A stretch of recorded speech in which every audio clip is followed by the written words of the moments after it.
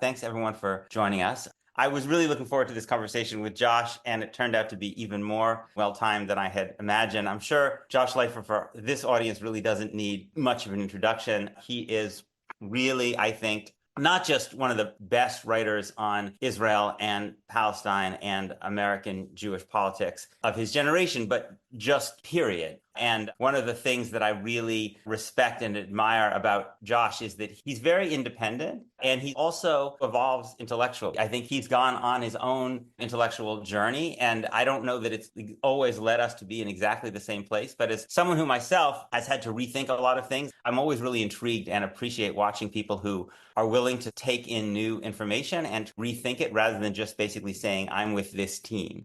So let's put that book in the chat. It's a really, really terrific book. And I have my own copy here. I was lucky enough to get an early edition. Tablets Shattered, The End of an American Jewish Century and the Future of Jewish Life. So I really hope you'll take a look at it. You're really a good audience for this book. And we're going to talk about the book, but first I have to start with the incident that many of you probably know about. But for those who were hiding under a rock, maybe, Josh, you can just briefly say what happened at your launch party and maybe something about how you think we should understand this event. Sure. This little affair has gotten a lot of airtime recently, but to kind of absorb it or to summarize it very briefly. And before I say that, Peter, thank you so much for that really, really generous introduction. It means a lot to hear that from you. So basically, about an hour before the event for the launch event for the book, I got a call from my publicist. She said, "We've heard from the venue that there's some concerns about Andy because he's a Zionist."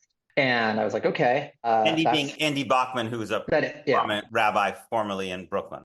And, my immediate reactions at that moment were kind of twofold. One was, you just found out you've had this event on the books for at least a week. And initially the concern was, can you make sure the conversation doesn't tread into some kind of uncomfortable territory? And I said to them, look, presumably they've read the book. I can assure them that the material of our conversation is not going to deviate from the book. Of course, the book is all about how American Judaism came to center on Israel. And I wanted to talk to Andy because we agree with some things, we disagree with other things. And about less than half an hour before the event was scheduled to launch, instead of it being, can you corral the conversation, to ask from the manager, who is now, I believe, been fired by Powerhouse Books, said, we can't have your event because we won't let Andy, who is a Zionist, on stage. And then I was already in the Uber on the way to the event at that point. And so I got to the event and the door was closed and there was a sign on the door that said, due to unforeseen circumstances, as in we did not Google the bio of the person who we agreed to put on the event a week ago. Due to unforeseen circumstances, the event has been canceled. And I actually knocked on the door. I went in, I said, can I talk to the manager? I want to understand a little bit. Can you explain to me why Andy can't talk? And she said, and the manager was unequivocal about this. She just said, he's a Zionist and we don't want Zionists on our stage. Now, this is obviously unacceptable and unprofessional and all of those things, but it was also, and we can get into this, I think in practice, the blanket ban on people who either self-describe or are labeled as Zionists, in effect, anti-Semitic. And I'll explain why I think that's the case for two reasons. One is that, the vast majority of American Jews have some attachment to that term. That's what the book is about, actually, the historical process by which that happened. But the other part of it is that that term could mean a lot of different things. I actually tried to push the manager. I said, what does that mean? Because for some people, and I understand for Palestinians and for other people, Zionism means one thing. But for a lot of Jews, Zionism could mean a whole host of things. I mean, it could mean you're a cultural Zionist, like Hadam. It could mean that you believe in Jewish self-determination, by which standard, like me and probably all of the Israeli left are, and is most fiercest human rights fighters in Israel are also Zionists. Obviously, if Zionism means support for the Netanyahu government or support for the occupation of the West Bank and Gaza, then I don't agree with that. But I think part of what's so hard is that the term has been stripped of meaning and context and become this epithet that is, been really destructive to conversations that I think need to be had. And if progressive spaces are going to make it so that Zionists can't be them, well, that also is, I think, going to end up excluding people like me. So you probably know, I agree with you. And I've had even people on this Zoom who are Zionists of a more right-wing variety, like Bret Stephens and David Wolpe. And frankly, my frustration these days is that they just won't come on. So it's, in some ways, it's like the opposite problem. But I guess if I were to try to give the best version of, I think, the counter argument, I guess I would think it might go something like this. In reality, Zionism is the ideology of this state. So people can have different idiosyncratic relationships with it, but in reality, its meaning is that it's the ideology of the state. So Zionism is what the state of Israel does and has done. And it is a state that's considered an apartheid state by most of the prominent human rights organizations and is committing this thing, which is, if not a genocide, not far away from a genocide. And so, therefore, if people self-describe that way, just as if someone were to self-describe as, I don't know, a supporter of some ideology that has a kind of generally accepted definition that is exclusionary, racist, illiberal, we're going to basically say those people are beyond the pale. I mean, I think that that's a very restrictive definition of Zionism. I also think that here's where nuances do matter. And I think that important nuances have been erased in the public discourse here. For instance, it's true that those human rights organizations have come out and labeled Israel an apartheid state, but none of those organizations suggest that were Israel to withdraw to 1967 borders, it would be illegitimate. And in fact, the international legal consensus, including at the ICJ and ICC. And so I think there's been a real lack of clarity in the conversations about the nature of Israel on the ground and also what these terms mean. The same thing that there's been this slippage between what the occupation is. I mean, even the word occupation itself has kind of disappeared. Like when I was cutting my teeth in left-wing activism as a young person in 2014, the way we understood what we were trying to do was to end Israel's occupation of the West Bank and Gaza. And I understand that as time has gone by and that looked less likely, and I certainly was someone who for a while thought that was not going to happen. I can talk about a little bit why my thinking has changed, actually, despite all of the horrificness that's happening. But basically, my point is here that the international legal consensus certainly is that Israel were to withdraw to 1916 borders would be a legitimate state. And I don't think that position should be beyond the pale. So you're saying that if someone's view is that there should be a Palestinian state alongside Israel, and they're that kind of Zionist, they should be okay. But what about somebody who actually doesn't support a two-state solution, at least not now, someone to the right of that? Would you say that it would be okay, therefore, to exclude them? Well, I would put it this way. I don't support the litmus test, period. And so I think that it's unfair to ask of, it may be the case that a bookstore could have a very detailed and quite nuanced set of restrictions. Like we only let people in this store who believe in democracy, for instance, or we only let speakers committed to a set of values, in which case, obviously, someone like the head of the Jewish settlement of Hebron would not be allowed to come speak because they don't believe in democracy. But the idea of having a blanket ban on people who either intentionally or not intentionally fall into the label of Zionists seems far too broad and in effect to exclude the majority of Jews in the United States. Right. It sounds like part of what is important to you is the idea that there's a Zionism that you believe in, which is a Zionism which does not control Palestinians who don't have citizenship, and that kind of Zionism, that kind of Jewish state is possible. And you mentioned that your view had evolved on that question. And so I'm curious, maybe you can just talk a little bit about, I don't know if you ever were not a supporter of two states and now you've become, but talk about that evolution a little bit. Sure. So it's funny because all through this process, I've had to go back and read a lot of things that I wrote in the past and rethink them. And I was never a principled opponent of a two-state solution, but I was for a period of time a really deep skeptic of its feasibility. And more than a deep skeptic of its feasibility, I was angry, I'll be honest, at the way that belief in a two-state solution became a means for people not to talk about the occupation or not to demand that it end immediately. And the way that a definitely deferred two-state solution became a preferred excuse for saying like, oh yeah, we know the occupation is bad, but like we'll deal with it when there's a partner. We all know this familiar rhetoric. And one of the things that changed over a period of, I would say over the last 3+ years for me has been, it started in May 2021, actually during that war, where I think that the possibility where I would talk with friends, Israeli friends and Palestinian friends on the ground. And there was a new analogy that started to come up among people that I hadn't heard before. And it worried me that the paradigm for Israel, Palestine, it wouldn't be South Africa and it wouldn't be Algeria. It was going to be Yugoslavia.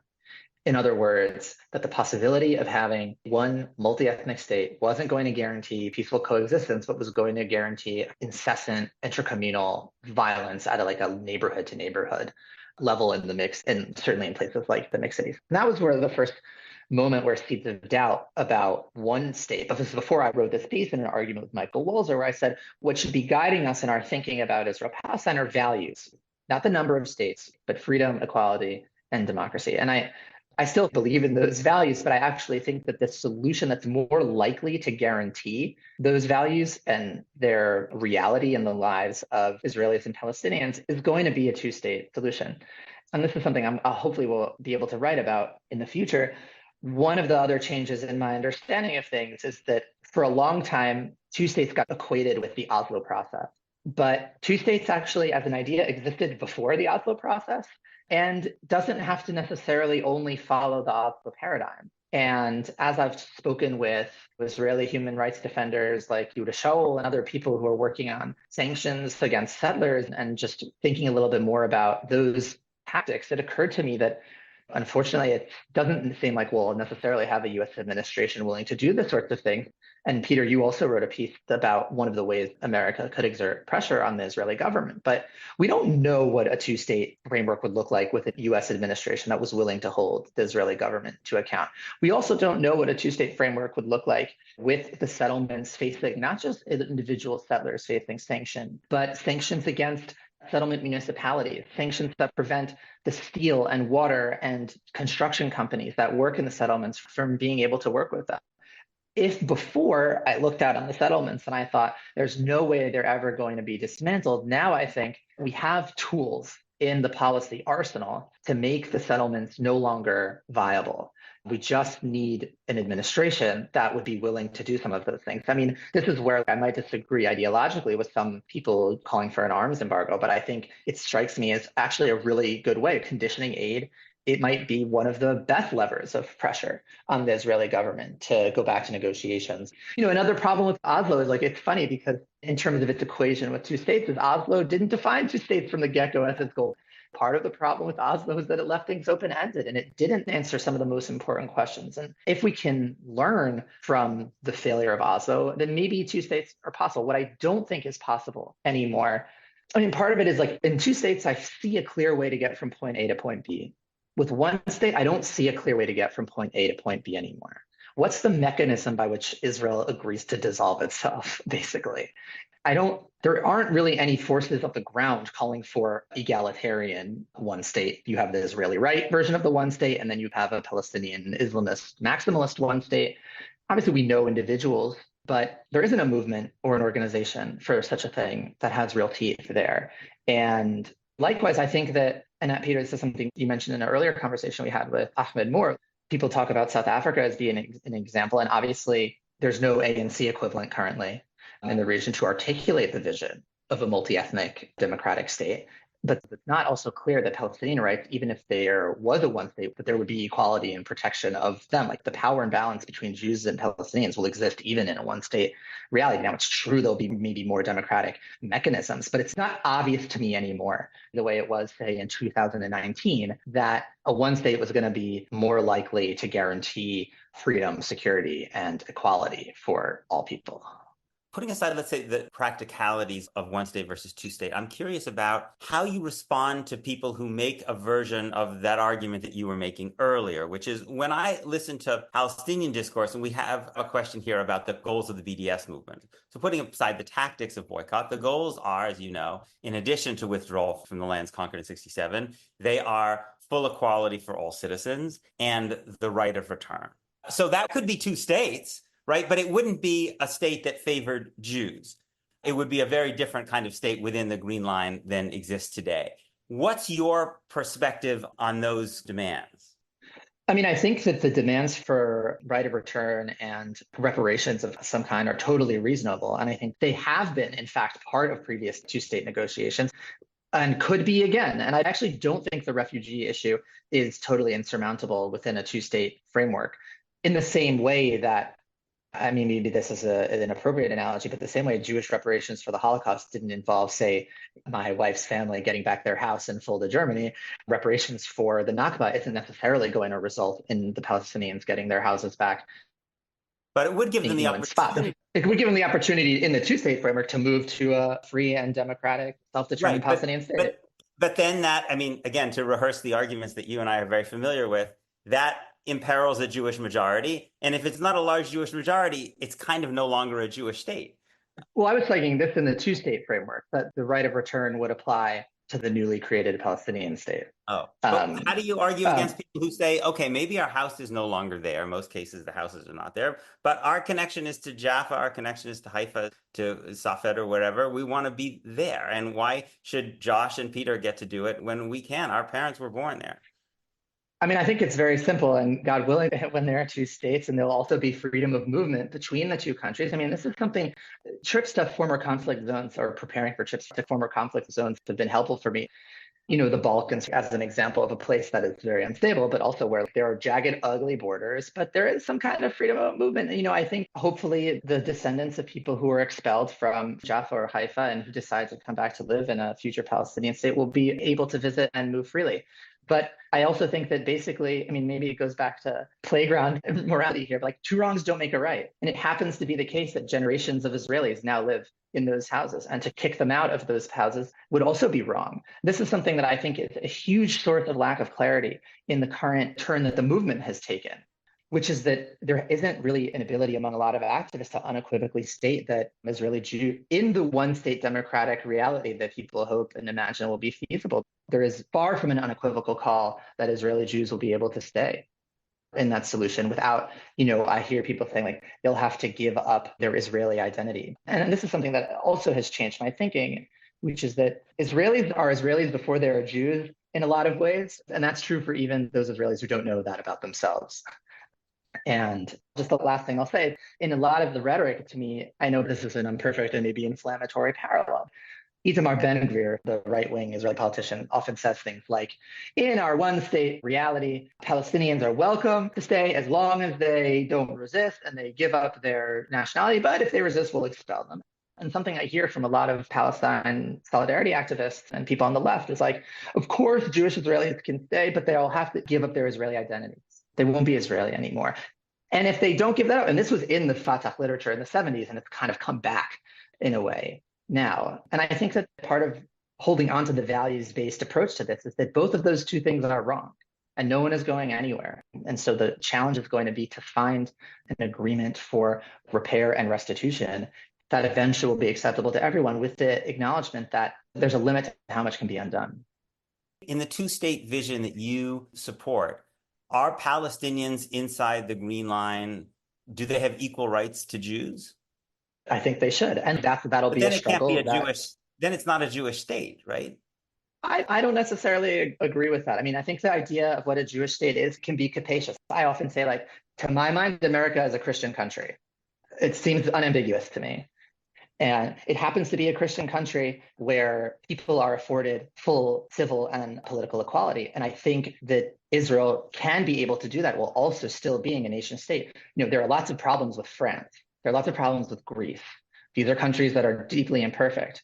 And there are people and good people on the left who are struggling to make them true equal democracies. And I think that a similar struggle would have to be done. And it has to be done now in Israel, and also would have to be done. I mean, that means in practice, revoking the nation state bill, for example, writing a constitution. These are things that Israel has never done. It could do in a kind of second Israeli republic, so to speak. And now I'm speaking a little fantastically, but I think these are the kinds of conversations that people need to be having about guaranteeing equal rights for Jews and Palestinians. Yeah, I mean, I guess I'll be the last one, then I'll let you respond and we'll get onto the book because the book is really rich. But it does seem to me that maybe there's a spectrum in terms of countries, in terms of how much tribal supremacy there is written into law. But it seems to me that Israel is really at one end of that spectrum. I mean, America, for all its structural racism, we don't have a religious symbol on the flag. We don't talk about the Christian soul in the national anthem. And we don't have a land authority that basically controls most of the land and basically is largely run by an explicitly ethno-nationalist organization, the Jewish National Fund. It seems to me you would have to really so fundamentally reimagine the state. And what about the name itself, Israel? I mean, that means Jewish people, right? It's built into the name. How could a Palestinian ever truly feel equal living in a country that is the name of the Jewish people itself? Peter, I don't mean to say that use into whataboutism, but like, Yeah. do you think that it's impossible for a French Algerian to ever be equal in France? Look, I'm not an expert, but I think they have a better chance because the French identity is not an explicitly religious identity. So I think although Muslims are, Depends on who you ask.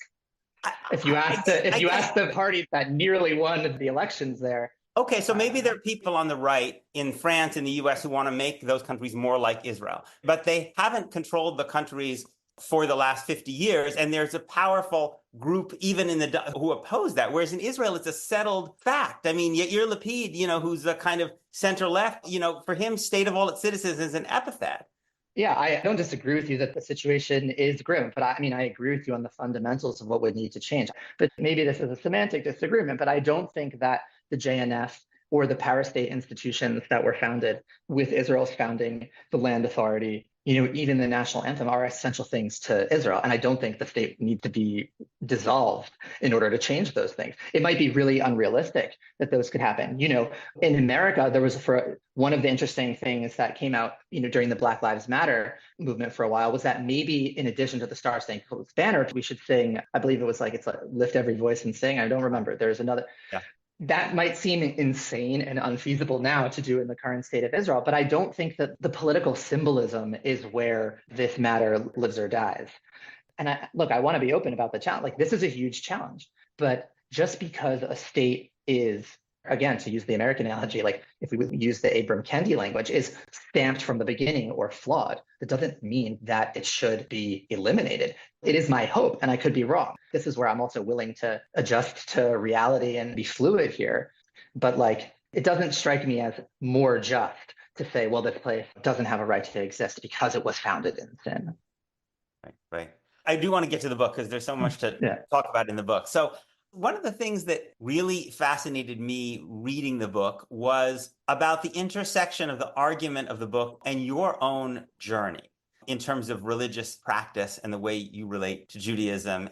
I think one of the things that makes the book really interesting and challenging is that it's critical of liberal Judaism. And I get the sense that you also in your own life, you've had different phases, but that is where you've ended up in your own individual journey as well. So I wonder if you can talk about that a little bit. Sure. So the book begins with my kind of background and education in a conservative day school community, and then narrates my break with I call it a kishkis Zionism that existed there. Like, not so much the kind of conversation we just had wasn't really happening. It was a little bit more gung-ho than that. And that also meant that for me, Judaism and religion was kind of tied up in nationalism. And as a young person, this troubled me. And I lived in Israel for a couple of years here and there. And seeing the expression of Judaism in Israel also really troubled me. An example I like to give is how on holidays that are supposed to be really joyous, like Simchas Torah or Purim, they become kind of like, certainly in Jerusalem, where I lived for a period, kind of like excuses for anti-Arab violence. And that, like, seeing Judaism become a tool of violence, which is not something that I had seen in such a visceral way, was hard. And so when I came back to the States, I kind of took a tour, you might say, of the liberal, creative Jewish world and went to a lot of different shuls and independent minyanim and met a lot of people, many of whom I learned a great deal from. But over time, it came to feel like what was on offer was a little bit thin gruel in terms of religion and how to interpret the texts. And I started to return to more traditionalism that I had grown up around. And then also happened to be that my partner who grew up in, and this is all in the book, who grew up in a Haredi community. And we actually met in Jerusalem. And at the time we met, actually neither of us, we both decided that we'd missed being as traditionally practicing as we had been in the past. And we wanted to do it together. And so we observed Shabbat. I guess you could say we're probably like on the open Orthodox modern kind of spectrum of things these days, practice-wise. And being in touch again with, you might say, orthopraxis has been one of the great joys of my life over the last couple of years. And so that all informs the book. I mean, and we can get into the critique of liberal religion, what exactly I had some trouble with, but that's basically the kind of... Let's stay on orthodoxy first before we get... There's a lot in what you're saying that I personally identify with a lot. Even though it's not the way I was raised, I have found myself very, very happy in Orthodox synagogues for much of my adult life. But I will say also, I feel guilty about it. It feels to me like a kind of a guilty pleasure. Like I'm able to come into this place. I mean, my politics aside, it's become a little more difficult, but basically, I'm a white, straight guy, and I can basically come in and have full access and membership, at least until they find out what I'm writing. And I know that a lot of people just can't, that it's not a place that's welcoming, or at least it's not a place that offers equality to women in terms of practice. And it's not a place that if you don't fit into a certain mold, you're likely to necessarily really be welcomed. And it's also a place where, I mean, I think in Orthodox communities, there's just a lot of, not all, but many, there's also a lot of tolerance for just racist views about Palestinians and even beyond Palestinians. So I'm just curious how you, as you've made this decision with your partner to move in that direction, yes, open Orthodoxy, okay, it's a little better. I mean, that's also my artisanal kind of Judaism too that I appreciate. But still, I sometimes wonder about whether I could justify it to an outsider. So I'm curious how you think about it. Yeah, so there's a lot there. I'll try to make sure I get to all of it. I guess I'd start by saying that I can totally understand why Orthodox spaces would feel not welcoming for people. In my experience, it happens to be that Orthodox spaces, and this is certainly the case over the last year, have been more welcoming to me than progressive spaces. And I've actually found among Orthodox interlocutors a much greater willingness to hear a difference of opinion. Not everyone, obviously, than I have been in places where maybe I would have felt at home a year and a half ago. And it's not just on Israel-Palestine stuff. It's also on like being able to think there actually is a lot of space for ideological idiosyncrasy. At the Shul Kiddush, that's one of the amazing things about those places is that. And so, I mean, another thing I'll say is that I have to do a huge amount of pushing about the occupation in Orthodox spaces, but I also had to do that in non-Orthodox spaces. I didn't grow up Orthodox, I grew up conservative. Now, this might be a potato kind of thing politically, but there are lots of Reform rabbis who are also very intolerant of dissent on issues of Israel. It's not like Orthodoxy has the monopoly on that sort of thing. And so I guess I'll say that I've been pleasantly surprised in that regard. Now, it happens to be also that the further right you go in Orthodoxy, right, quote unquote, the easier it is to get around questions of Zionism. So that with some of my brothers-in-law, that's not the source of our disagreement at all. They don't have a problem, non-Zionist Haredi Jews don't have a problem with foundational critiques of the state of Israel. And I would guess because of the amount of time I also spend with one foot in that world, it's not like I'm only going to Rabbi Avi Weiss's shul. Like, that's not the community that I'm a part of. And so I have a little bit more of a range. And then the last thing I'll say to relate to this, and something I try to hash out in the book, and I think this is part of my critique of liberal religion in the United States, is that it's not so clear to me that it's necessary, and again, this is my take, that it's necessary for the identical values that we would argue for, say, for the United States to be implemented in a synagogue. In other words, obviously, full gender equality is an important principle and must be upheld by the United States government. Is it morally wrong for a shul to have a mechitza? I don't think so. And I understand why people have critiques of those kinds of spaces, but I don't think that it's like a priority immoral. Because they're voluntary institutions? Is that because because they're voluntary and the people, and but I also think like the one other thing I'll say is, in addition to the idea that I think there can be a little bit of friction or distinction between the values to which we hold the state, or the policies that we want a state to have, and maybe the ways that our communities might function. I also think that what attracted me so much to more traditional communities was that they operate around a different logic.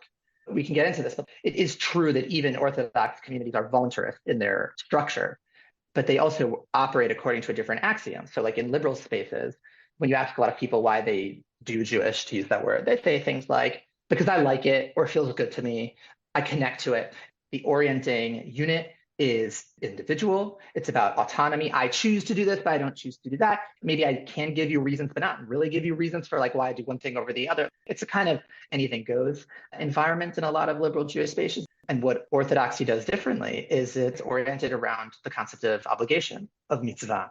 I think that's a very powerful concept, and it's one that is part of the reason why Orthodox communities are comparatively so robust compared to liberal ones. They're much thicker because the orienting logic of the people there has to do obligation. I mean, I happen to be a beneficiary of this, and so maybe I'm a little bit biased, but basically, right around October 7th, I actually had this terrible health scare where I found a cancerous tumor in my bladder, and I was on insurance from grad school, and I needed to get on a new insurance to go to Sloan Kettering because Sloan Kettering wouldn't see me on my university insurance. And in a matter of days, RCSS, which is the Rofei Cholim Cancer Society, like a from organization, got me on a new state insurance so that I could see Memorial Sloan Kettering without asking. And if I any questions about my observance, about anything, and if I actually had needed payment assistance to pay for that insurance, they also would have paid for it. There's an incredible mutual. I often joke like leftists love to talk about mutual aid, but the people who are really practicing robust mutual aid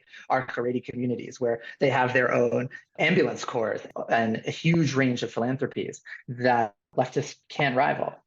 Yes, I've seen parts of that as well. And it is, if you were in the fold, it is a remarkable thing to experience. I totally agree. But what about some people are able to choose to obligate themselves in those ways and still bring their full selves, but others don't have the opportunity to, right? So what do you say to your queer friends about this when they say, yes, this place is voluntary, and yes, I see that it's beautiful for those, but I can't, it wouldn't be possible for me because they wouldn't accept, even if I'm willing to take on the obligations would require me to not be me.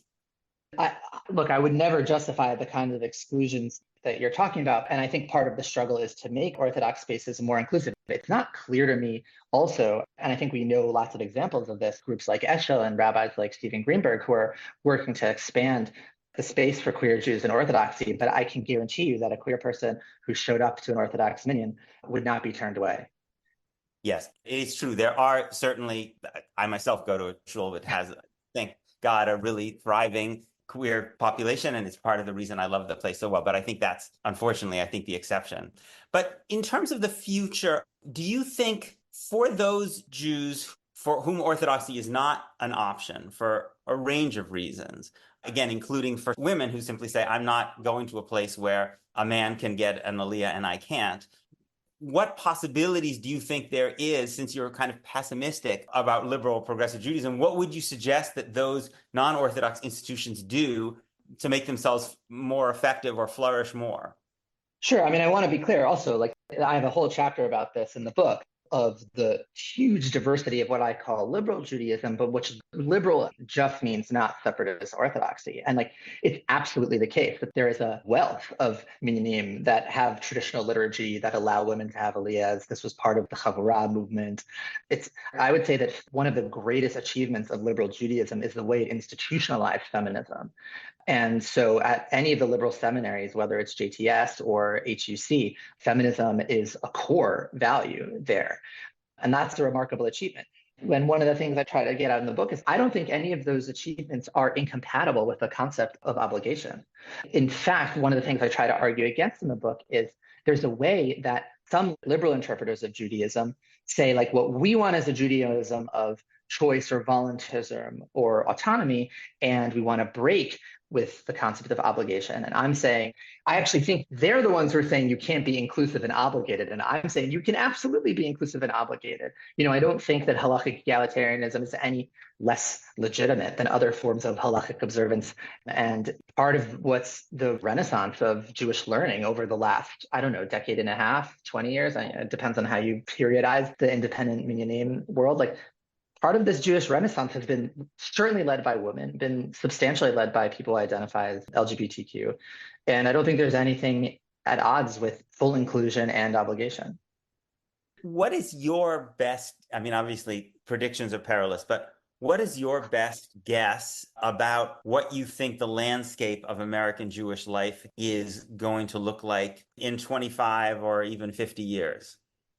It's a really good question. It's kind of hard to conjecture at those ranges. I think in a lot of ways, American Jewish life is returning to a certain kind of modern historical binary that Judaism has had between orthodoxy and non-orthodoxy. Like, the denominational infrastructure that defined American Jewish life made it so that there were all these institutional flavors. And I think this is something I also cover in the chapter in Tablet Shatter. Those institutions are not having a lot of enrollments. and don't really have a plan to reverse that. And denominations matter much less, and people are not choosing their communities based on those things. And so it's a kind of reversion in a way, which is also leads to a lot of openness because there's a lot of fascinating stuff happening. Some queer Talmud organizations like Sfara, who may one day ordain rabbis, actually, Hadar, or started ordaining rabbis. That's a sign that the denominational infrastructure is collapsing. But those organizations do not account for the majority of Jewish experience. And I think that one of the paradoxes of writing about American Jewish life, and this is something that J.J. Goldberg, the former editor of The Forward, observed. He was talking about politics specifically, but I always think about this quote, is that the number of people who are affiliated and that can be spoken for by formal Jewish organizations is very, very small. And most American Jews don't have anything to do with them. And I think that will only continue to be the case, and that American Jewish life will be defined by the people who are doing Jewish things and participating in communal Jewish life. The weight of orthodoxy is obviously going to increase. And I think that the demographic thing, but I also think the process of departure from the Orthodox community in an interesting way is like a huge source of creativity in the Jewish world. And one of the places where this kind of generational experience also that you can read about in the great works of Jewish literature, like Chaim Potok's novels, like it's still happening. Like that engine of leaving and discovery and disillusionment and alien, and all of that is still happening. And I think adding a lot to Jewish life. So that's kind of in like the demographic practicing way. I mean, I think one question that progressive Jews will have to figure out as the time goes on is, and this is something I refer to in the book as the diasporic double bind, is what does it mean to live as an American Jew in America when actually the demographic weight, this is something in the 25, 50-year term, barring some unforeseen catastrophe, when the demographic weight of world Jewry has swung not just for the plurality of Jews living in Israel, but the majority of Jews living in Israel. And already I think we're seeing some of the frictions that come from that. Think about it this way. The potential for political alliances of diaspora Jewish groups in the United States can be determined by like some remarks that a crazy Israeli politician says, like an Amichai Shikli. And now, oh my God, there's like a crisis between community partners over something that was said. I think that American Jews are still trying to figure out what it means to live in that kind of reality. I saw in the chat that someone asked if the book is a rebuttal or has a relationship to Yossi Shain's book, The Israeli Century. And it actually does. Yossi Shain is an interesting character. He wrote a book called The Israeli Century. He was then a member of Knesset from Yisrael Beitenu, which is kind of right-wing populist secularist party led by Avigdor Lieberman, but he defines himself as a liberal of some kind. And he wrote a very triumphalist book about Israel's demographics, increasing demographic weight within the diaspora. And I wanted to take him seriously on his terms and say, okay, if this is true, well, what does it mean for American Jews? What do you make of the relationship between Jewish identity, Jewish practice, and the increasing visibility of anti-Zionist Jews? Someone told me that at the encampment at GW, there were 3 B'nai Mitzvah. There's this desire to have some kind of, and how do you think the fact that anti-Zionism is a larger presence in the non-Orthodox Judaism than it was Absolutely. even 10 years ago? And how do you think that's going to intersect with the way people think about themselves and express themselves as Jews? One of the challenges that I think that this kind of emergence of we can call it anti-Zionist Judaism has, one of its challenges is to articulate for itself what its practice actually means outside of the protest. Like it is clear that, let's say, an aesthetic of Judaism or a performance of certain kinds of ritual in the service of political protest has become an important part of the progressive Jewish landscape. Does that translate into sustainable forms of community? Does that translate into consistent Jewish practice? I have yet to see it. I know there are some people who have experienced that. And one of the things that I used to joke with back in the days when I was doing activism in college and stuff was that we were actually doing kiruv or outreach, and the Chabad should pay us under the table because we were reaching Jews who never would have been reached. And I also think that there's a way that 2 narratives have been conflated into thinking about this. People like me or some of the leaders of If Not Now have a certain communal profile of people you would say grew up in the mainline affiliated community and then took out, even though like those people and I have gone on very different journeys over the last decade. But I think a lot of the people who are drawn to these organizations are actually looking to engage with Judaism for the first time. There are people who say, I want to be Jewish. I don't know how. And for all the reasons that, are appearing on this chat, have felt excluded or not welcomed or not able to be in Jewish spaces. And the anti-Zionist groups are giving them a way to do that. The B'nai Mitzvah stories, I also heard that. And it's very interesting theologically. But the question is, what is that going to mean going forward? And there are institutions that are starting to be built. I have friends who are trying to build schools and after school programs and all of this. There is a lot of creativity, but there's also a risk that it's a generational phenomenon, or it's something that happens in your 20s and 30s. And then either you affiliate with a mainstream Jewish community because those are still the day schools and that's still the institutions. And this is something a lot of us who have, like, I will start a family in the future, and something that I think about a lot. Like, where would I send my kids to school, actually? And that might produce alternatives, but it also might produce acquiescence or further disaffiliation.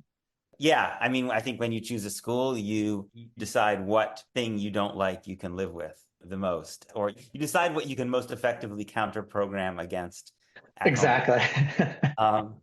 I think we're just about out of time. The book is really, I will say, it's not only a really provocative argument, but the book does something which I think is very, very difficult as a literary enterprise, which is it weaves over a whole long period of time a history with a personal story, which is the personal story of Josh's family. And just as a writer myself, it's really artfully done. And I think it makes the history much more engaging because you see how in different moments in Jewish history, Josh's own family is basically responding and manifesting these different trends. So I hope people will take a look at it. And Josh, I hope we can have you back and talk before the next book comes out. I would love that. Thank you so much for having me, Peter. Thank you so much for the kind words. It was really great to talk with you. And I always appreciate the challenging questions and thinking in public with you. I think there are far too few places where really frank and also uncertain kind of conversations can happen. And I'm glad that this is one of them. Well, thanks for being part of it. And next week, our guest is going to be State Representative Ruah Roman from Georgia, who has been in the news because I think she was one of the potential speakers that the uncommitted folks put up. I imagine she'll have a lot of interesting things to say about what happened at the DNC. That'll be next Friday at 11. I also mentioned we're starting this new monthly Ask Me Anything series for premium members. Sorry, I sound like I'm a used car salesman, but that'll be on Thursday at 11 a.m. So thank you to those of you who did sign up. And if you have any questions about how to do so, just email me and we'll set it up. And I hope you all have a great weekend. Take care. Shabbat shalom. Shabbat shalom.